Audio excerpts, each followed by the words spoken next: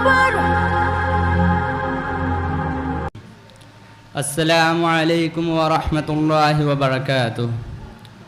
الحمد لله رب العالمين والصلاة والسلام على سيد المرسلين محمد وآله وصحبه أجمعين الطيبين الطاهرين. أما بعد، قال الله تعالى في القرآن الكريم: فمن يعمل مثقال ذرة خيرا يراه ومن يعمل مثقال ذرة شرا يراه.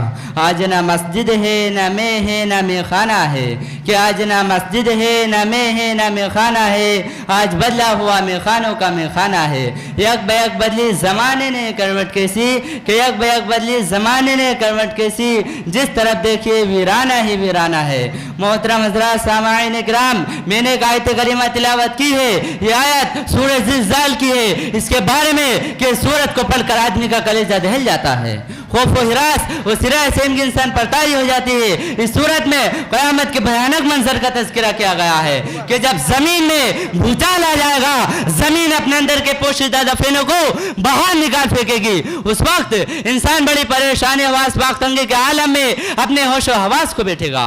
اس طرح وہ بے گلی کا عالم ہوگا، نفسی نفسی کی کیفیت ہوگی. اس آیت کریمہ میں اس وقت کے بعد کا نقشہ کھینچا گیا ہے. قرآن نے صاف اعلان کیا ہے، کھلے لفظوں میں پکار کر کہا ہے کہ دنیا کے تمام رہنے والے سن لے، کان کھول کر سن لے. اگر کوئی یہ سمجھتا ہے کہ یہی زندگی ہے، یہی جی کر مرنا ہے، یہی اپنی زندگی گزار کر مٹی ہو جائیں گے، جس طرح چاہے ہم یہاں رہے، جیسے چاہے عمل کرے، ہم سے کوئی پوچھ تاچھ نہیں ہوگی، اس کے بارے میں ہم سے کوئی سوال نہیں کیا جائے گا. یہ اس کی بھول ہے، بہت بڑی بھول، یہ اس کی نادانی ہے، دنیا میں اس کے نما کا نتیجہ ہے. جو شخص یہاں جو کچھ کرتا ہے، قیامت کے دن اس سے سوال کیا جائے گا. اس سے سوال ہوگا کہ ہم نے تمہیں بہترین تندرست عطا فرمائی تھی، اسے کن چیزوں میں صرف کیا. اسے معلوم کیا جائے گا کہ ہم نے تمہیں بہترین کان، آنکھ، ناک عطا کیے تھے، ان کا استعمال کس طرح کیا. ہم نے تمہیں بندہ بنا کر بھیجا تھا، غلامی و بندگی کا حق کیسے ادا کیا، اپنی پیشانی ہمارے آگے جھکائے یا نہیں. قیامت میں ہر نعمت کے بارے میں سوال کیا جائے گا. وَلَا تُسْأَلُنَّ يَوْمَئِذٍ عَنِ النَّعِيمِ، کہ ہر قسم کے آسائش کے بارے میں پوچھو گی. دنیا کے اندر اتنے انعامات سے اللہ نے ہمیں نوازا ہے، اگر اس کا شمار بھی کیا جائے تو شمار نہیں کیا جا سکتا. وَيَا تَعُدُّوا نِعْمَةَ اللَّهِ لَا تُحْصُوهَا. ایک حدیث میں آیا ہے، حضرت ابو ہریرہ رضی اللہ عنہ راوی ہیں، فرماتے ہیں کہ ایک دن نبی کریم صلی اللہ علیہ وسلم بے وقت گھر سے نکلے، رات کے وقت یا دن کے وقت. جب آپ صلی اللہ علیہ وسلم باہر نکلے، اسی وقت ابو بکر صدیق، عمر فاروق رضی اللہ عنہ بھی اپنے گھروں سے نکلے. اللہ کے رسول صلی اللہ علیہ وسلم نے دونوں سے فرمایا کہ تم دونوں آج کیسے بے وقت گھر سے نکل آئے ہو، کس چیز نے تمہیں مجبور کیا ہے. سرکار دو عالم سیدنا ابو بکر صدیق، عمر فاروق رضی اللہ عنہ نے عرض کیا کہ اللہ کے رسول صلی اللہ علیہ وسلم، ہم بھوک کی وجہ سے مضطرب و پریشان ہیں، اسی بھوک کی بےتابی نے ہمیں گھروں سے نکلنے پر مجبور کیا ہے. سرکار دو عالم صلی اللہ علیہ وسلم نے فرمایا، قسم ہے اس ذات کی جس کے قبضہ قدرت میں میری جان ہے، مجھے بھی گھر سے نکلنے پر اسی بھوک کی اضطرابی و پریشانی نے مجبور کیا ہے. پھر آپ صلی اللہ علیہ وسلم نے فرمایا، اچھا چلو میرے ساتھ. آپ دونوں کو اپنے ساتھ لے کر ایک انصاری صحابی کے یہاں تشریف لے گئے. اتفاق ایسا کہ وہ انصاری صحابی بھی گھر پر تشریف فرما نہ تھے. ان کے اہلیہ نے آپ صلی اللہ علیہ وسلم کو خوش آمدید کہا. آپ صلی اللہ علیہ وسلم نے فرمایا کہ آپ کے خاوند کہاں تشریف لے گئے ہیں. اہلیہ نے جواب دیا کہ وہ پانی لینے گئے ہوئے ہیں. اسی آسنا میں وہ صحابی تشریف لے آئے. ان عظیم ترین مہمانوں کو دیکھ کر ان کا چہرہ خوشی سے کھل اٹھا. فرحت و انبساط کی کیفیت طاری ہو گئی. اور کیوں نہ ہو، آخر درد مندوں کے درد ماں خلاصۂ کائنات صلی اللہ علیہ وسلم کا دیدار جو ہو رہا تھا، آپ نے خوشی و مسرت کے جذبات سے فرمایا، الحمدللہ ما احد اليوم اکرم و ضیاف منی. ساری تعریف خدائے بزرگ تر کے لائق ہے. آج اس روئے زمین پر مجھ جیسا خوش نصیب میزبان کوئی نہیں ہے. اور یہ حقیقت بھی تھی. بھلا اللہ کے رسول صلی اللہ علیہ وسلم اور آپ صلی اللہ علیہ وسلم کے رفیقوں سے بڑھ کر کون معزز ہو سکتا ہے. پھر ان انصاری صحابی نے اس کھجور کے خوشے پیش کیے جس میں کچی پکی ہر قسم کی کھجوریں تھی، اور ایک بکری ذبح کر کے وہ آپ صلی اللہ علیہ وسلم کی خدمت میں لائے. آپ صلی اللہ علیہ وسلم اور آپ صلی اللہ علیہ وسلم کے ساتھیوں نے تناول فرمایا. اس کے بعد آپ صلی اللہ علیہ وسلم نے ارشاد فرمایا، والذی نفسی بیدہ، لَتُسْأَلُنَّ عَنِ النَّعِيمِ يَوْمَ الْقِيَامَةِ، اس ذات بابرکت کی قسم جس کے قبضے میں میری جان ہے، تم سے ان نعمتوں کے بارے میں بھی سوال کیا جائے گا۔ تم بھوک کی اضطرابی کی وجہ سے نکلے، اللہ نے تمہیں سیراب فرما کر واپس کیا۔ دوسری روایت میں اس میں کچھ اور اضافہ کیا گیا ہے کہ اللہ کے رسول صلی اللہ علیہ وسلم نے یہ ارشاد فرمایا کہ تم سے ان آشائشوں کے بارے میں سوال کیا جائے گا۔ حضرت عمر فاروق رضی اللہ عنہ کے پاس وہ کھجور کا خوشہ رکھا ہوا تھا جس میں ناکارہ کھجوریں تھی۔ عمر فاروق رضی اللہ عنہ نے اس خوشے کو زمین پر مارا جس کی وجہ سے وہ تمام بیکار کھجوریں بکھر پڑی۔ پھر عرض کیا کہ اللہ کے رسول صلی اللہ علیہ وسلم ان بیکار کھجوروں کے بارے میں بھی سوال کیا جائے گا؟ آپ صلی اللہ علیہ وسلم نے ارشاد فرمایا کہ ہاں، ان کے بارے میں بھی سوال کیا جائے گا۔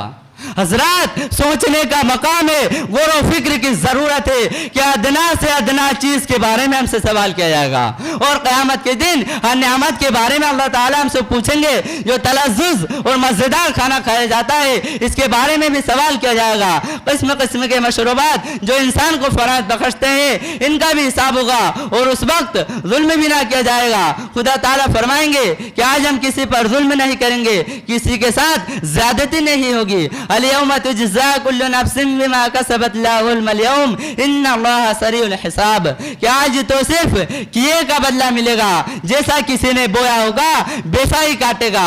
اگر کسی نے رائی کے دانے کے برابر بھی برائی کی ہوگی وہ وہاں سے دیکھ لے گا، اگر کسی نے دانے کے برابر بھی اچھا عمل کیا ہوگا اس کے سامنے آ جائے گا، اس کا اعمال نامہ کھلی کتاب ہوگی، بڑی سے بڑی اور چھوٹی سے چھوٹی ہر چیز اس میں لکھی ہوگی۔ انسان یہ کہے گا کہ میرے اعمال نامے کو کیا ہو گیا، اس میں تو کوئی بھی چیز ایسی نہیں جو لکھی نہ گئی ہو۔ اسی کو قرآن نے بیان فرمایا، ما لهذا الكتاب لا يغادر صغيرة ولا كبيرة الا احصاها، ایک حکم میں یہ ارشاد فرمایا گیا، فمن يعمل مثقال ذرة خيرا يره ومن يعمل مثقال ذرة شرا يره۔ دوستو، آپ اندازہ لگائیے آج ہمارے اندر کتنی برائیاں پیدا ہو گئی ہے، کس قدر خرابی آ گئی ہے۔